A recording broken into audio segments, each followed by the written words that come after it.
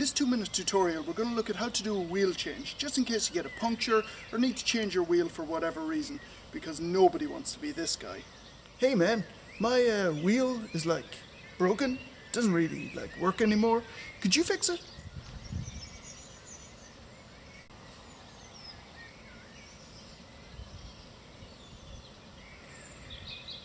Plus, we've all seen those movies. It's always a serial killing truck driver that stops to help.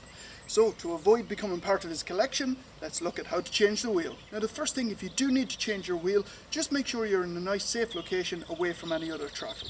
Before we get started, it's very important to check that we have everything we need to complete the job. So for safety, we've got our warning triangle and our high-vis jacket. We've got our fully inflated spare wheel. We've got our wheel brace, and we've got our jack that comes with the car.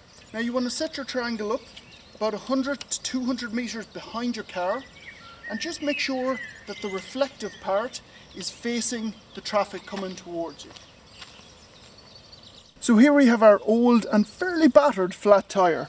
Now sometimes on the wheel you will have a centre cap which you will have to take off. Fairly easy, usually it's just a screwdriver in behind and it pops off. Now sometimes you will have a lock nut on the wheel.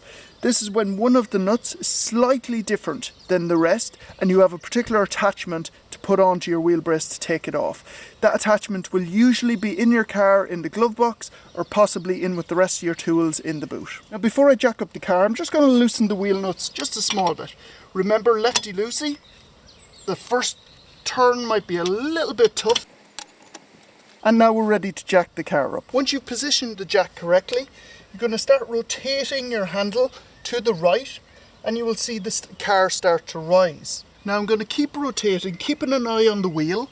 You want to make sure that you raise the car enough that you're going to get a fully inflated wheel back on once you get this one off. Now because we loosened the nuts earlier on, these are going to come off nice and easy. You may still need the wheel brace, however, they may come off just with your hand. Just be careful when that last wheel nut comes off, just to hold the tyre and make sure it doesn't fall off. Come in nice and close to the wheel, brace the wheel with your knee and lift it off. And we've got our spare wheel.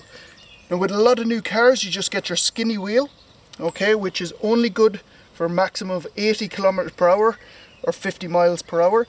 Sometimes you don't even get a spare wheel, okay? So if you don't, have a look at my video on how to use an emergency puncture repair kit. Now to get back to the job at hand, we're going to get the spare wheel nice and close to the car. We want to line these holes up with what's on the car. So get it nice and close and it should fit in nice and easy. Once you're there, just brace the wheel with your knee, get one of your wheel nuts and screw it on by hand. Same with the rest of them.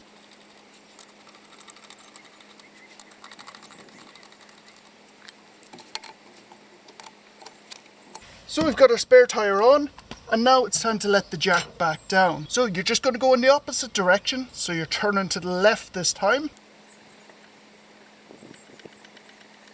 And then lastly, we're just going to get our wheel brace and tighten the nuts up by hand. And that's how to change your wheel. Thanks for watching, and I'll see you next time.